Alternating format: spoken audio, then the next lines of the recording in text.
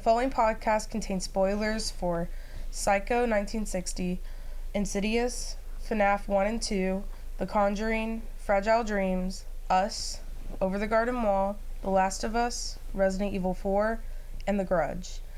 We do not own anything that we talk about in the podcast, or even show it here in the podcast, so be nice to us.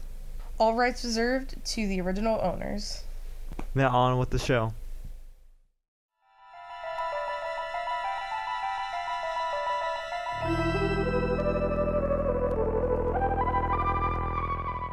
How's it going, you lovelies? I'm Brandon. I'm Gwen. And yes, welcome to Broken Hearted Cast. And yes, we do got Brian right here. Just take my word for it. What if I don't want to take your... What if they don't want to take your word for it? Well, then I'll just pull up a picture of him and just, actually show the lovelies, hey, and show you that Brian is sitting on my leg right now.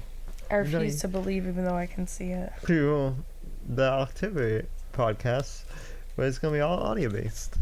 Yeah, we may, end up, if this works out, we may end up just switching to, the traditional podcast to, just the pure audio base. Yeah, because that's what podcasts are, is just pure audio base, but yeah, go on. But yeah, because we had been filming them and uploading them, but, we're thinking of just, from now on, doing true podcasts. Yeah, true and through podcast, and then for the live action stuff.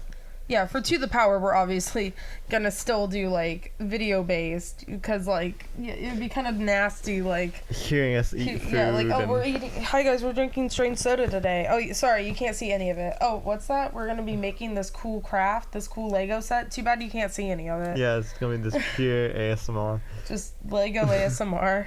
That's probably a thing. Now I kind of want to look it up. Oh my gosh, it is a thing. Lego ASMR is a very popular... Holy crap, look at the views on some of these. Oh my gosh. Yeah, this is actually sorry, we got off topic. Do you want to go back so we can actually do the topic? Yeah, this isn't an ASMR podcast. This is something different. I mean, ASMR is sometimes scary, as I know. Don't question it. Just accept it. I'll just accept it. Okay. So today we're gonna do you want to say the topic? Yeah, so today we're just gonna be talking about how horror movies and horror genres use different kinds of audio and audio mixed with visual to heighten the scare factor and make things scary. And okay. In some ways, with the mainly audio stuff, how horror uses certain audio to make a scene scarier than it would have been without it. Yeah, do you want to start off? Because you got more examples than I ever thought of. Okay, well, first I just wanted to kind of talk about how, it seems like a lot of the audio that's used in, to, heighten the scare factor or just to use in, horror is based off of kind of, common phobias. Yeah, fear in the dark, fear of clowns. Yeah, stuff like that. In my case, fear of rides. So a really common phobia is bugs and spiders. Yeah. And so I'm just gonna list off some common phobias I put down. I put bugs in, kind of mainly coming off of bugs, spiders. I put the unknown kind of because a lot of these things kind of just fit into that. Yeah. The dark, water, especially deep water that you can't see the bottom of. You suggested the supernatural for that. Not sure why you suggested that. Not the show, but... Yeah, not the show, but I'm not sure exactly why you suggested that, but I can kind of see that. You don't know what it is that's making that noise. You don't know what it is that you just saw or heard, you know. Last night, I wish I got it on video. It was the creepiest sound. It was some kind of either weird bird or something. It was making a very creepy noise, so we just bolted into the house.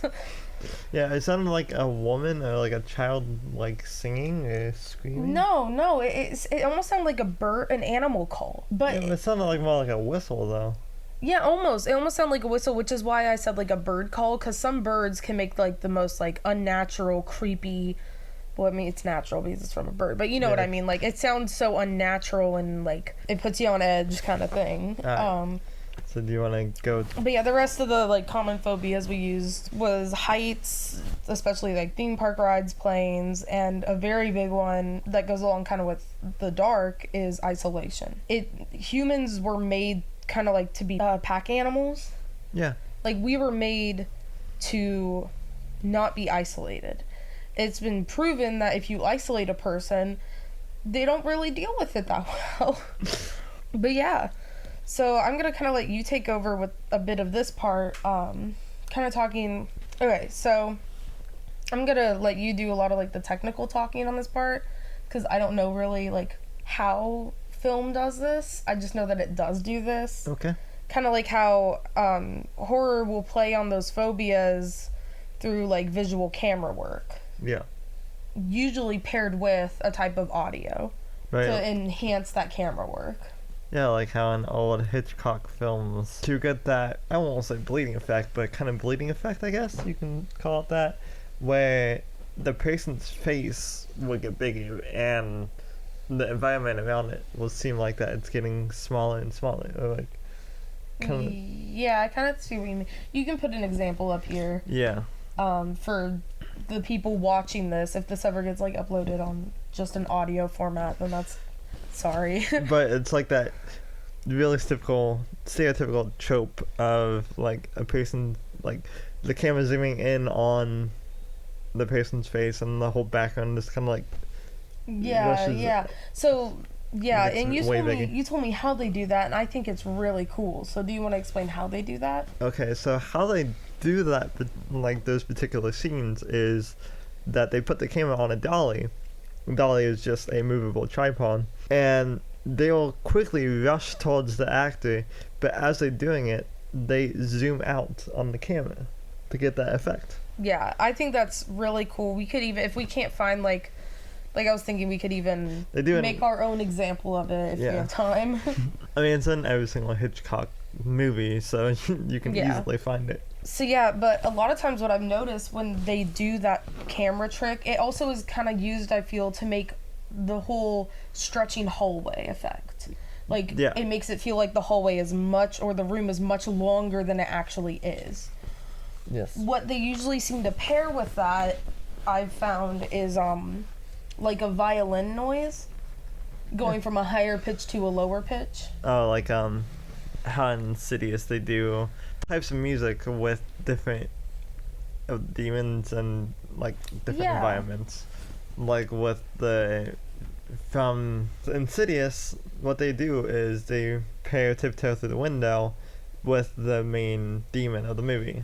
Yeah. And then what they did with the theme for Insidious, what they do play throughout the whole entire film, whenever something scary is about to happen, is they took a violin and then they took someone's keys and they just like scraped it on the strings to make that sound. Yeah. I think I remember seeing that in like a behind the scenes thing. Yeah. But yeah, and you know, they'll kind of like, what I see a lot when they do that movie effect is the like, you know, like the higher pitch going down to a lower pitch, the like, I don't know how to like give a good example, but kind of like the The falling effect. yeah, it gives that illusion of falling. And when they do that with the effect of, and depending on where the camera is doing that effect, it can make it sound different. So like with the hallway effect, it makes it seem like the hallway is getting longer. Right. And when they do it using like the heights kind of thing, going the opposite direction, you know, Yeah. it gives that illusion of like you're falling forever, or, you know, like you're falling. That also, in your case, the example that you put down is Psycho. Yeah, well, that's not really example good for that, but, you know, camera work this is mainly gonna, I guess, be talking about the audio form of horror. Yes. But video does play a lot in also enhancing the audio, because audio isn't only used to enhance the Right. visual horror you're seeing. Sometimes it's the other way around, where you're hearing something horrible and it's the camera work that's helping aid that. Like during It Chapter 2, they did that a whole bunch, especially during the funhouse scene, Yeah. where Bill, sorry, no spoilers. Yeah, this is gonna be like a bit spoiler heavy, but I found that you can find most of these scenes on YouTube, so it's not like, Yeah, that and also it was in the trailer. well, yeah. It's the scene where Bill is running through the funhouse trying to get the kid, and how the camera's set up, it seems like that Bill can just run in any direction. But as soon as he gets to the kid, he slams on the glass because he thinks that he can run through it. Yeah. And then Pennywise shows up. And as Pennywise is trying to get the kid, like, the music gets louder and louder and louder. And more intense, and Yeah. It's just like that moment of, like, alright, when is the scare going to happen? yeah, and like the music gets more like quick paced and panicky, kind of like it builds up that suspense of like, oh gosh, just like, when is it gonna happen, when is it gonna happen, because it just keeps building. Right. And I hurt my hip during that scene You because did. I got scared so bad that my hip was just like, oh, Yeah. I'm hurt now. Please, get me out of this theater. But yeah, like, if we think of more visual kind of aid, Yeah. we can talk about that. But kind of moving on to the main point of the whole audio, I put down like some different kinds of musical forms of audio that it's used. So like Brandon mentioned, like I put down Psycho, so like the stereotypical violin, and yeah, and you can put that little Yeah. clip in right now.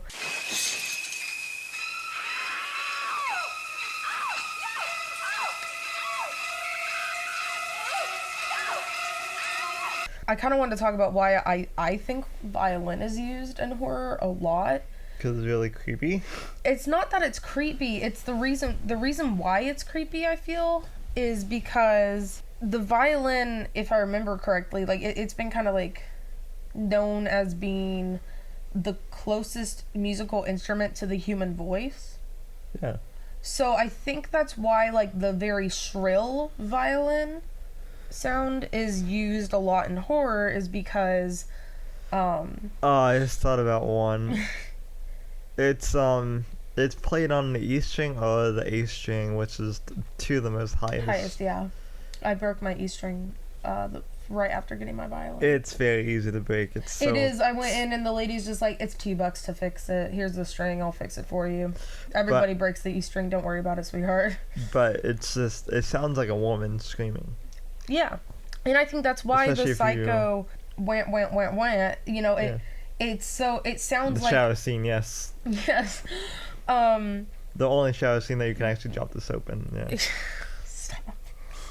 I think the reason why they chose that is to kind of replicate her scream. Right. And you gave a good example for the violin, and I like this because it gives the perfect example of a violin building up in a horror music, and getting just like more making you more uneasy and more, I don't know, disturbed as the music goes on, is you put down the Insidious song Voices in Static, which you can play a bit here right now.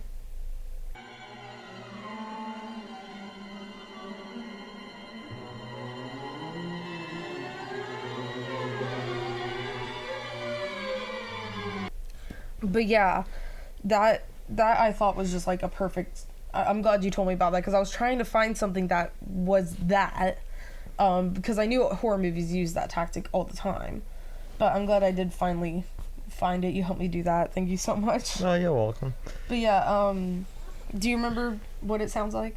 No, I do not. Okay, do you want to play it real quick so you can, or just a little bit of it? Well, I talked about Insidious, so.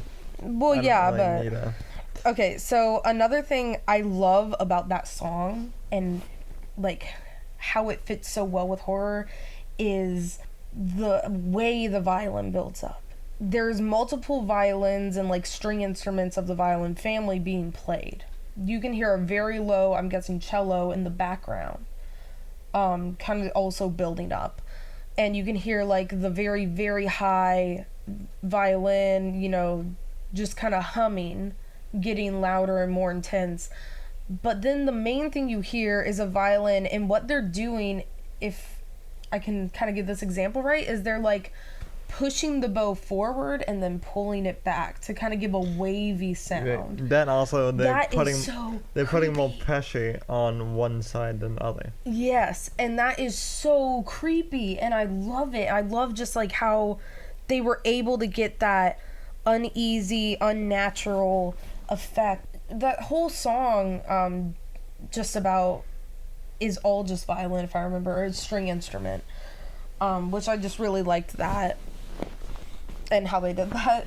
The next kind of music we put down was music box / lullaby. Right. And right now, I guess I should kind of give the kind of another, like, I guess psychology thing is certain audio in horror likes to use children's music a lot, and I think it's because, well, I know it's because from a psychology standpoint, you see something or hear something associated with children or babies, and your brain automatically says innocence. But then you have something also there. So maybe the children's audio isn't actually distorted itself, but it's being played, like a music box or baby's like lullaby is being played while something horrific is happening. Right. And your brain is getting mixed signals. It's getting signals of safety and innocence mixed in with signals of danger. And that's what makes you so uneasy when you hear those kind of things and when that kind of thing happens, because your instincts are saying there's something dangerous here, but at the same time you're hearing something so sweet and innocent and peaceful and safe, and your brain doesn't know how to feel, basically.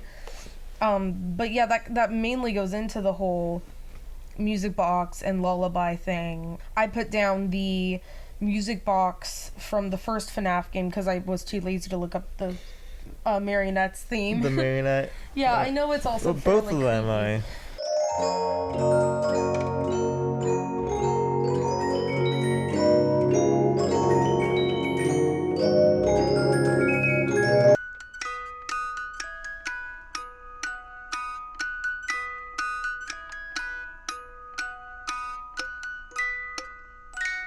Well, the theme from, or I guess the kind of theme from FNAF, or Five Nights at Freddy's, is an actual like classical music song, if I remember right. Yeah. That they just took that song and turned it into like a music box form. Yeah, especially with the marionette theme. I can look up real quick. Yeah, go ahead. But yeah, they took a famous song and then they put it in. Okay, well, I can't remember the actual song's name, but yeah, that's also kind of a famous children's song, classical music song. And what they did is they took these FNAF. I keep saying FNAF. Is that okay? Yeah. FNAF took these. The game series. I don't know why. Well, it's the abbreviated version. Yeah. But FNAF. FNAF means Five Nights at Freddy's. Yeah. FNAF took these children's themes and they didn't even really distort them. No. They just took them and put them, like, I remember how terrifying it is to be on like the 5th or 6th night in the first game. Oh, and even it hits. And during the second game, like where.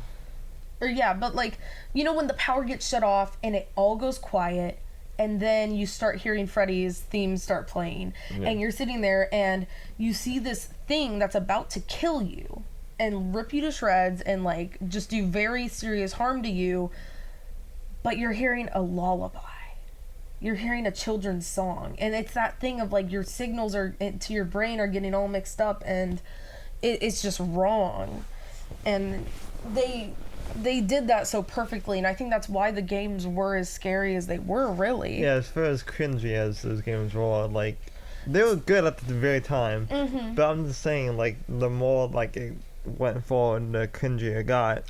Yeah, he knew how to do horror at the beginning. Being a Christian children's game developer, yeah, that's what I was gonna say. he knew. Yeah, he knew how to make a good horror game and horror series. Yeah. So one thing you put down for the music box / lullaby kind of category for the music part is the song Doll Box from The Conjuring. Yeah, And you can put a little bit of that in right here.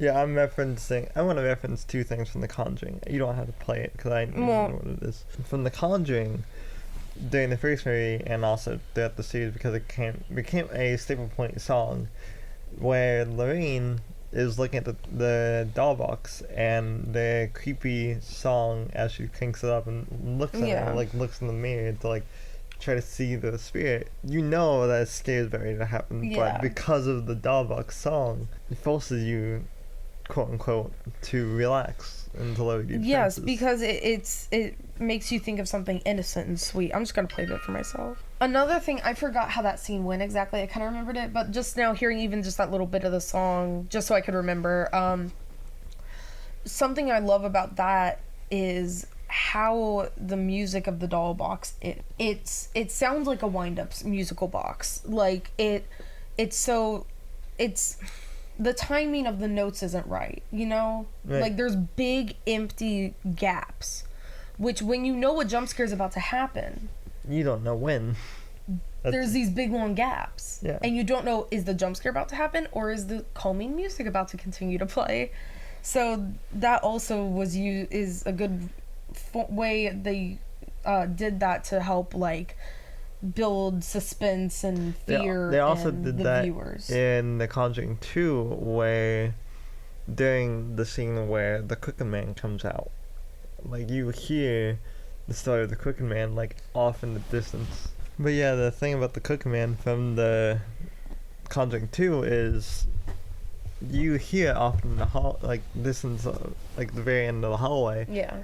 And then it gets louder and creepy as time goes, and then they keep calling back to it for different scenes. Especially during the scene where we actually get to see the Cooking Man, because the spirit kind of embodies him.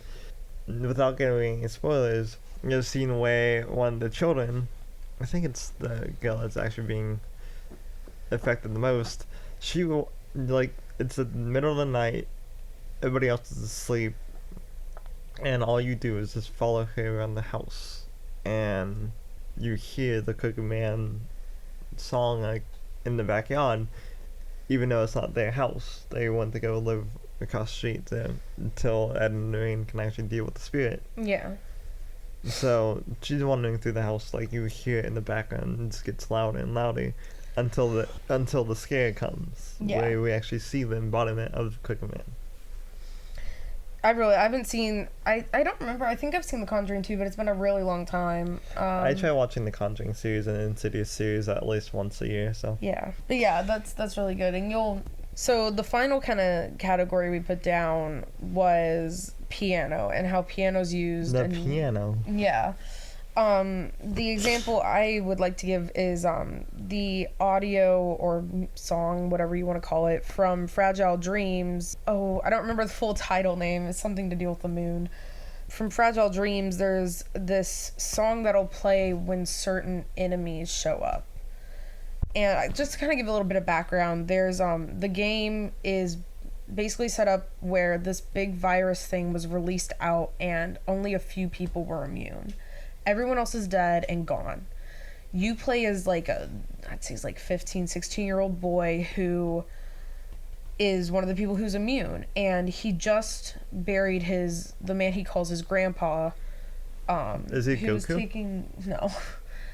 Oh. This man had been like taking care of him, and you're going out just into the world and leaving your home and exploring, and it's set in Japan, and everything is like falling apart and just dilapidated and all of that. And so the main types of enemies are different, like spirits and ghosts, and they all manifest themselves differently, but you don't see them just floating around. They'll spawn when you get close to them. You feel very empty and alone, and a lot of times you'll hear the enemy music first, then you'll see the enemy, or then it'll spawn, which can be kind of creepy when you walk through like a spawn point and you just keep walking because you hear the music cue, but you can't see them because they're behind you at that point. Right. So the music from it that I chose was Malicious Thoughts, which you can play the bit right here.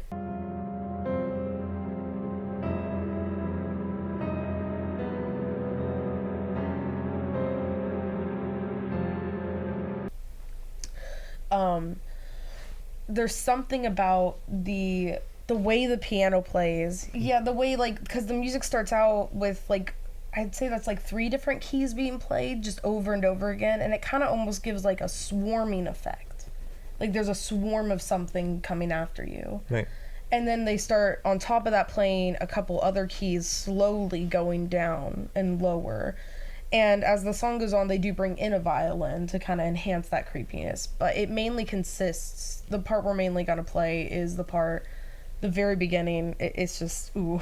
Which I never played in Fragile Dreams, so... They only released it on the Wii, which stinks. It is an amazing game. I really wanted a sequel because it kind of leaves off...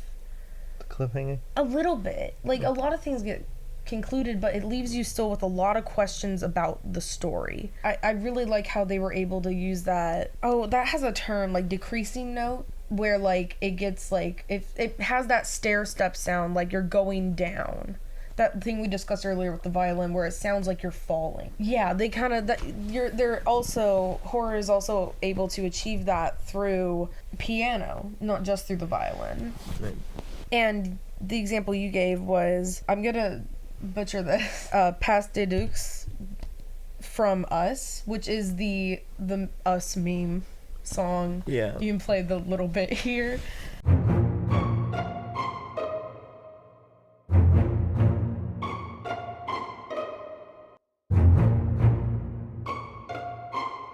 That basically it's the theme of the... It's basically the theme. It's the song you hear when you see the doppelgangers. Yeah, and it also has that what I call the stair step effect, where it sounds like you're going down a few steps and then up a few steps. They use that song a lot whenever you see the doppelgangers or whenever a scare is about to happen. Yeah, which is why it turned into a meme. Yeah, which turned into a meme, but the way they did it in the movie, like, they did it perfectly, but then, of course, throughout the whole entire movie, like, as soon as you hear, you're like, okay, yeah, this scare is about to happen, or, like, something's about to happen. But yeah, like, just like in Fragile Dreams, how they did that kind of stair-step effect, they also did that with the Us, I guess, theme.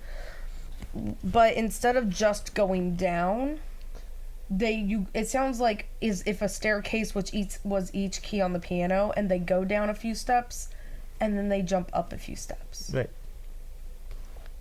Also, on Ghostbusters, going back to the violin, because there's a lot of scary parts on Ghostbusters, they did that really well with the library scene. Whenever they was trying to search out the entire library, all you hear is a violin go up and down, up and down. Yeah, and it kind of also, I noticed violin... It also was mixed with the synth as well.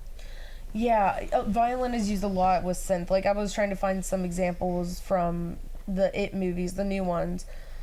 The It theme itself is... It sounds like violin being replicated through a synthesizer. Yes. It's very much supposed to sound like a violin music, but it's not. It's synth. Which that kind of goes on to the next one, which is just general... We are going to take a quick break, and then we're going to go on to the next topic, which is going to be audio, so... Well, just sound effects, kind of audio. Yeah. Ooh, I really do hope that you are enjoying this podcast episode. Hi, Brandon here. So we wanted to go back to this audio format of podcast, because that's what podcasts are, just us invading your ear holes. Instead of eye holes, it's ear holes. So, up next, we're gonna actually talk about going a little bit more depth of everything, like visual and audio, and also some sound cues in different video games. But I hope you lovelies are having a beautiful day whenever they were listening to this. And yeah, on with us talking about some stuff that you did not know. Hi. Bye. And so back, do you want to... So, now we're going to be talking about... just in general I also audio. really like how you're in charge of this whole entire episode. Because, like, you've been talking a lot, and I'm actually very proud of you for doing that. Thank you. You're welcome. So the next one, we're going to be talking about just plain audio, and how the whole kind of point I'm trying to get to with this podcast is, like, this scene is scary without these audio things, but they make it 10 times But scarier. they make it 10 times scarier. Yeah. So, and we're also using like examples from both video games and movies and all kinds of media. Right. And we're leaving off TV shows because It's a little bit difficult when it comes to TV shows. yeah, but because the FCC, like, there's a certain limit to it. Oh, yeah. So just kind of going on to generalized audio, the first thing I put down, and it's used a lot, or it's replicated a lot with synth, but I'm just going to put down straight up insect noises. So the sound of like Bugs flying. buzzing. Yeah. The buzz of insects. The clicking as well. Yeah, that just The the different- way they walk and all that, like the sounds they make, it's just. Like creaking. And that goes cracking. along with what we talked about earlier with the common phobia of bugs and spiders is the horror knows, like the people who are making these things, they know that that's a very common phobia.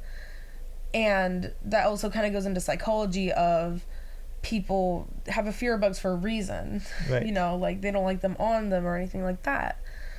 So they use that and will use insect noises and things like that. Like I'll notice a lot when violin is used, they'll sometimes mix in the swarming like insects kind of flying buzz noise. Yeah, and I like your example for what you use for the insect because it creeped me out while we was watching the movie, but I didn't really know why. For what? For It Chapter 2. At what point? Yeah, they used it a lot in the movie. Yeah, they use that but a lot. specifically, he was talking about the Chinese restaurant. Yes, and I feel like it's okay for us to talk about this. They don't actually show the part I'm talking about in the sneak peek trailer, but it's kind of a continuation of the scene. So spoiler warning. Gonna be Love it. talking about that for a little bit. Yeah, if you haven't seen It Chapter 2, like watch it before you listen to this, basically. Yeah, we'll put a little spoiler warning for everything we're talking about at the beginning. Yeah. All of the Losers Club gets reunited in this like Chinese diner restaurant. Besides one. And while they're all trying to figure out what happened to the one, they're all fighting and screaming, and then suddenly the table like shakes and the fortune cookies start moving. And in the sneak peek trailer clip, all you see is something like start coming out of the fortune cookie, but you don't actually get to experience the sound until the actual movie. Right. So these weird flying insect human baby hybrid things. And this is an eyeball in general? Yeah, like at an eyeball comes out and grows wings, which I know what that reminded me of now. What? An enemy in Terraria. Oh, okay then. They were flying eyeballs. I'm pretty sure that's also just like an enemy and other stuff is eyeballs with bat wings. Yeah. Yeah, so That's just typical. yeah, so one of those comes out of the fortune cookie, and this weird insect with a baby's face comes out of the first one and starts crying, but mixed in with like the human noises, there's that like clicking of the feet of the bugs and like And the buzzing of them flying, and not fangs, not husk, but like pinchers. yes, thank Their you. pinchers clicking. It's so unnatural and creepy and disgusting, and it just makes your skin crawl, and it makes you like be like, oh dear Lord, I would die if I was in these people's situation. Yeah. Like if I was there right then. So, kind of going off of like the bug noises is synth. Synth is used a lot in horror. Yes. Especially really good horror movies that used a lot. Because it's a computer instrument. Yeah. It's not an actual musical instrument. It doesn't make a natural Are you saying musical computers sound. are not instruments? Well, let me finish. It doesn't make a traditional musical. It makes a robotic, fake music Right. sound. So You our made brains that. associate it. You made a lot of musicians very angry. Yeah, no, That's- no. It's music, but it's not traditional. It's not a traditional musical instrument. So when other traditional musical instruments like the violin or piano or other things like that are replicated through synth, something in our brain tells us that's not right. It goes back to that whole psychology thing of, oh, that's not right. That's not supposed to be there. And it makes the whole thing put you on edge. Right. I think that's why synth is used a lot, because they can use it along with traditional musical instruments to create That an unnatural feeling. Because it can be really hard to pick out synth when it's mixed with other things. Yeah. Like with violin, like I could have sworn that that was just violin that was played in the It theme. It's not, it's completely No. synth. Yeah. But they did such a good job, and that's why it sounds so creepy and I guess unnatural, is because it's not a real violin. It's a computer making a violin noise. Yeah, because all you need to do is just put in certain beats and Yeah. make it sound real.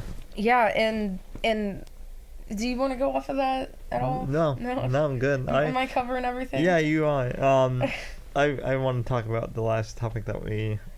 Yeah, and I'm going to talk a little bit about one of them, or Yeah. or both, two of them. I know you wanted to especially talk about the, but yeah, I put Echo down, and it's kind of complicated to talk about Echo in horror because there's different types of ways Echo is used.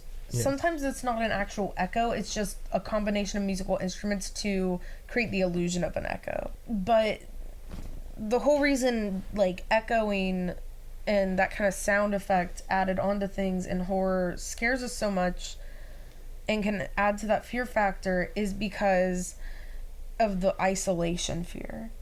Also, with echo, you can also imply it with, you don't know how far away that creature is. Exactly. Like how, two different movies. In the second Harry Potter movie, when the giant serpent is chasing him through the sewers. The basilisk? Yeah, when the basilisk is chasing him through the sewers. The super. When the basilisk is chasing him through the sewers, he throws a rock or something at one point, making an echo because the whole thing's blind, so it's basing off of sound.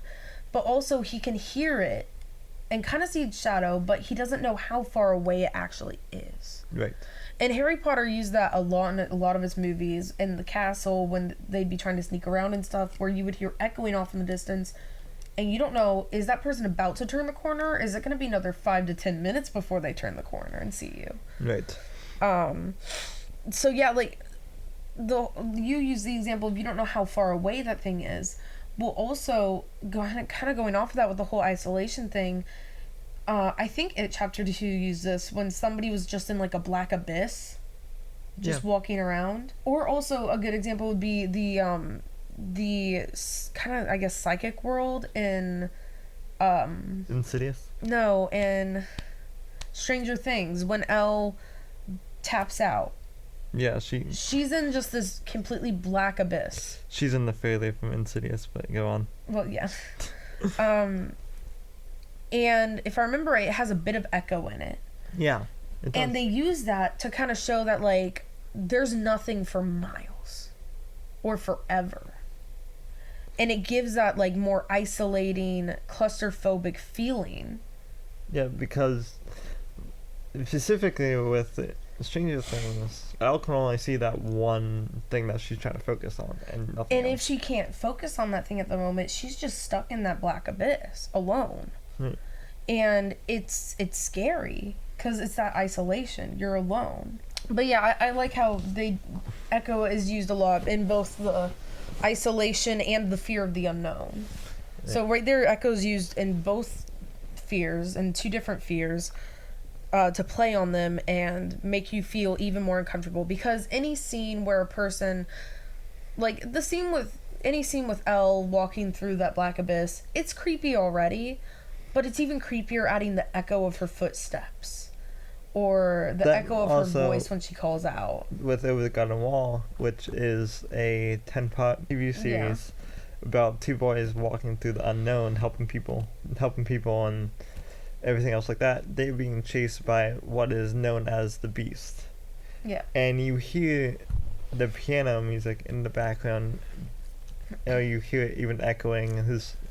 He's singing a song like way off in the distance, but it has an echoing feeling of you don't know exactly where it's at. Yeah. What's the word? Or even during the intro card where you hear the train whistle, you hear the echo of it, but you don't know how Close it is. right Yeah. until the very end where you realize how close it actually is. Yeah.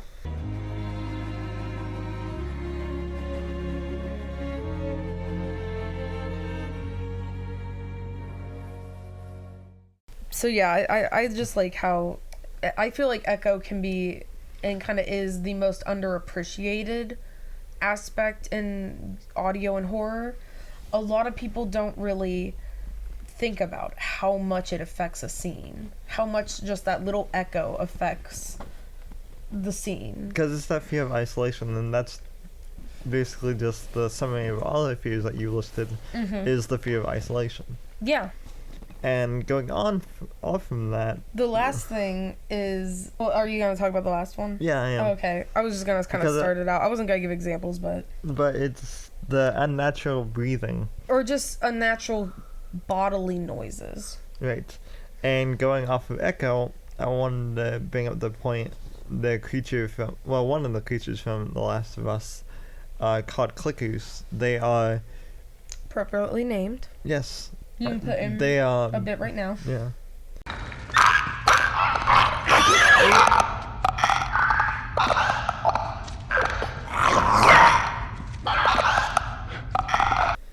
They are blind zombies that use clicking noises to detect where you're at in the video game.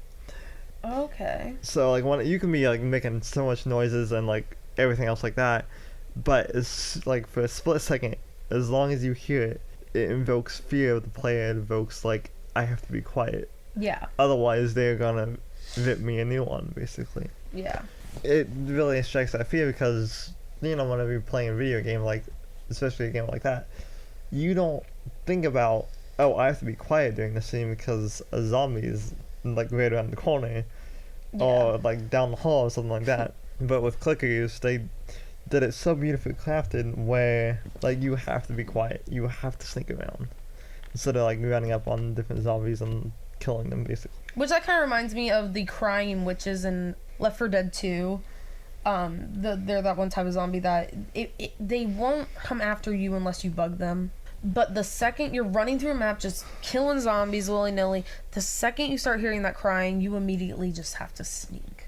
Like, it does evoke that fear, like you just said, of like, I need to watch myself now. Like, I can't just, like, I gotta be really cautious and really... You can't walk in front of them because they can possibly sense that you're right there. Yeah, you have to like walk around them as far as around them as you can, Right. and you're screwed if you attack one of them, basically. Kind of going off of that, the whole zombie thing is the regenerators from Resident Evil 4, which they're these basically indestructible. They're not quite zombies. They're more like science experiments.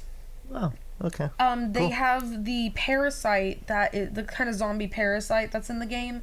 They have those inside of them, but you can't tell where they're at, and that's the only way you can kill them. So at some point in this lab, you do get like a heat sensing scope to put on your sniper rifle. Which you play as Leon. Which I Yeah, do you play as appreciate.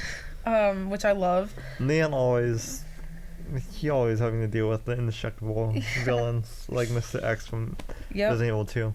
You can just be like, you can think you've wiped out all of the zombies, all of the enemies in the entire science lab, and oh, you have to run back to this point to like get an item or whatever. Well, you will think you've killed all the regenerators, but they'll sometimes spawn them in just to kind of mess with you. Yeah. So you'll be like, okay, I already killed all the regenerators here, so it's fine for me to just like bolt and run like right out this doorway and around the corner. Because it's also a science facility, so there's a lot of corners, like a lot of turns, Yeah. and it's all hallway based. No big conference rooms Ooh. like other Resident Evil games, nothing like that. So, or other parts of the Resident Evil games and Right. all that, because 4 also has big conference rooms and things like that. But the thing you have to learn to do as you play the game and as you're in this facility, you have to learn that every time you enter a room, to just be as quiet as possible, get your remote, and turn the volume on blast to see if you can hear them breathing. And I forgot to mention, like, yeah, you'll definitely be putting a little clip of like what they sound like.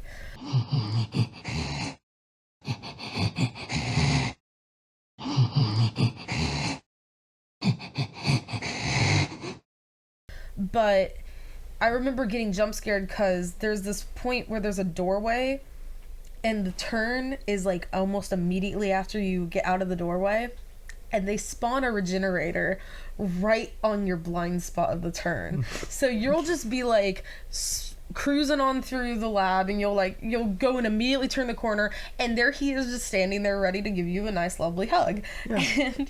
And it's That's what the zombies biggest like to do. jump scare, scariest thing. I can tell you're having flashbacks. I am. I used to have nightmares. I still sometimes do have nightmares about them. And also it's just the way they move. Kind of going back to the visual thing, not necessarily camera work, but in video games, a lot of times with zombies and stuff, what they'll do is they'll give them that jerking motion. Yeah. Like the nurses from Silent Hill, the dead hand from Ocarina of Time, the Majora's Mask, the final boss from Majora's Mask. They did that. They did that Also with the regenerators. Yeah, then also with a lot of horror movies, they also would like to do is the one shot take, which is then is pressing the record button on the camera and just like filming the entire scene, just like scooping around the house, stuff like that. Yeah. And Insidious did that perfectly. Going back to the visual. Insidious did that beautifully, because there be a lot of times where they would do the one takes, like you following the character around the house, but then you see the ghost walking in the background, just phasing in and out, which that's beautifully done. Yeah. But yeah, like that kind of, I know we said like the fear of the supernatural, but something that's not like a phobia, but is like a fear or something that evokes fear in you, is just things that are unnatural. Right. Unnatural noises. That's just so visuals. unnatural that it's supernatural, basically. Yeah. Yeah. When I say like unnatural, I'm also talking about like when that thing should be dead, but it's up and walking around. It's not. It's not. Like It's the not whole okay. thing of like the horrible audio, which is a zombie or something having like a broken leg and still trying to walk on it. Yeah. Yeah, that sound, the crunching. Ew. It's like one of the worst noises ever, and I hate it because it just sends chills up your spine. And that kind of goes on to the last point for unnatural breathing, or, unnatural humanly noises, which is the Grudge herself. Her noises, I still have nightmares. I thought I forgot all about the Grudge. I used to freak out my friends by going up behind them and making her breathing noise right behind Nice. them, right in their ears, and they hated me for it. That's why I don't have friends now. The same, but Yeah. continue. But and you can play a little like clip of her breathing.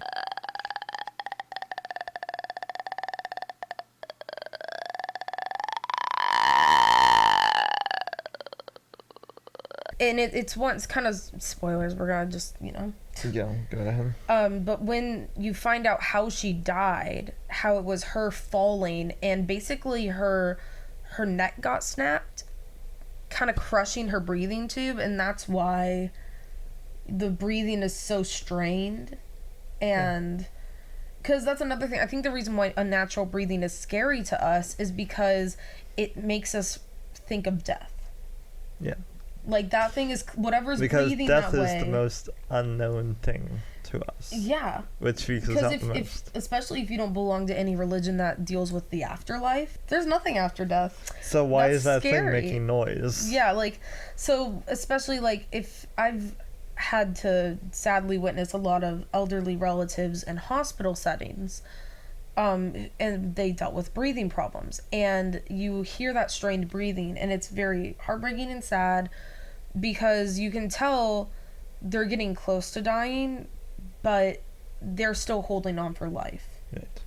And it's really upsetting and sad, and I think that's why horror movies use that strained breathing a lot, is because you see something that is just wasting away, but it's still living. It's still trying to live. Right. And with the Grudge, with the Grudge they put all of the unbodily, like unhumanly noises in one thing. They didn't just put the strained breathing. When she's like crawling towards people and dragging herself, you hear her bones like snapping. And that is just awful. Yeah. There is a comic, actually, very short.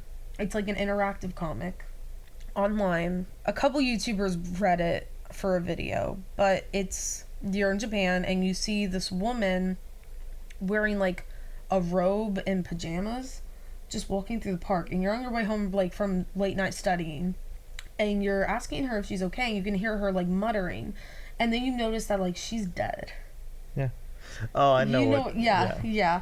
That also, they use those sound effects and those like unbodily like death noises. I don't know what else to call them. Yeah. The supernatural noises. The unnatural but natural body noises. Yeah. Where you shouldn't be hearing that, but you are. Yeah. Which is why it's scary, is because, oh, you shouldn't be able to hear this person walking around with their bones snapping, but you are. Surprise. And so yeah, that kind of just covers the whole shebang of us kind of exploring and having fun having fun and discussing how we've found horror uses audio and a bit of visual to scare us. Yeah. So yeah, question of the day. So this question of the day, well, question of the week, basically, is a new topic that we want to bring into Broken on the Cast, where we answer a Yahoo answer, or if you lovelies have any questions you want us to answer, just leave them down in the comments and we'll pick out the best one and actually try to answer it for you. So, this one comes from Yahoo Answers. How do I forget a horror movie? I watched Paranormal Activity last night. Oh my gosh, that's not that scary. And I'm freaking out. Well, it was at the very beginning. Was it? Yeah. I've never seen it, but I've seen like bits of it, and I'm just like, oh no, it's a thing that's moving by itself. So, I can't get to sleep. I'm even scared to use the bathroom. How can I do to overcome my fear or forget about it? I don't really watch scary movies at all. This was the second horror movie I've ever watched in my whole life. I'm 14 now. Please help. If it helps, the scariest scene I saw where the girl got dragged off the bed, I keep remembering that, and I'm just freaking out. I was up literally until 5 a.m. last night. Please help me. I'm really scared. Okay. I have never really experienced this. Do you want to know why? Why? I saw my first horror movie when I was 5. My sister forced me to watch horror movies.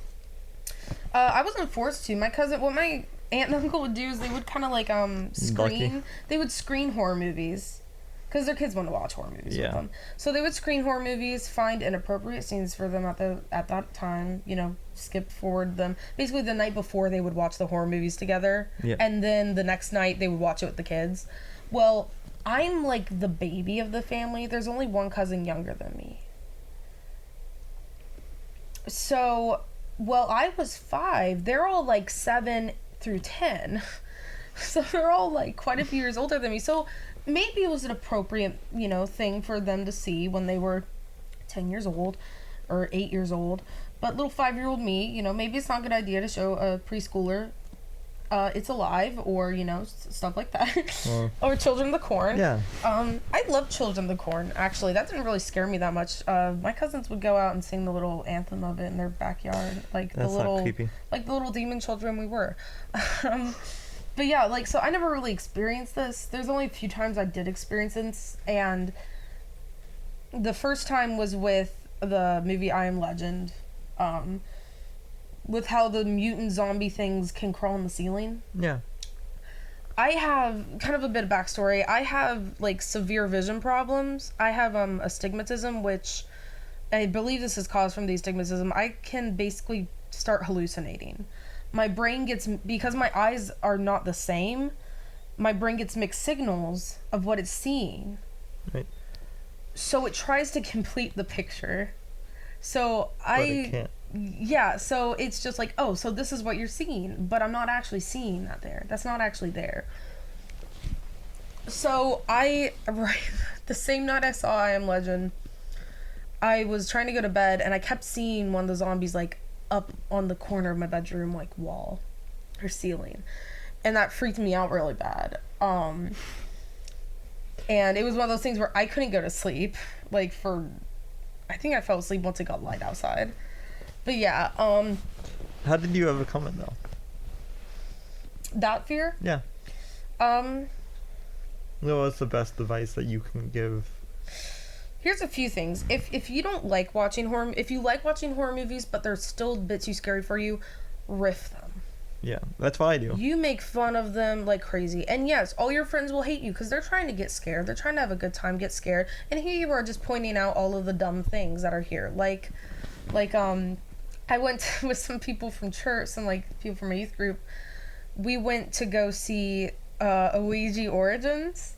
Oh, It's a horrible horror movie, but the two girls, like my friend and like my two friends, they were like freaking out. But then the guys that had come with us, like I'm sitting like in the middle, like the girls are on one side of me, the guys are on the other, and I'm sitting there just riffing like the whole movie, like screaming at the characters, things like that. And a bunch of people in the theater were like laughing at my jokes, and like the guys were like laughing at my jokes, and the girls are like terrified, and it's kind of like I'm not scared. Because it's funny. yeah. It's really easy to make a horror movie funny. And that's how you can really get over the fear of it. Well, that's one of them. That only works. Here's the reason why I didn't want to bring that up is because that only works if you're currently watching the horror movie.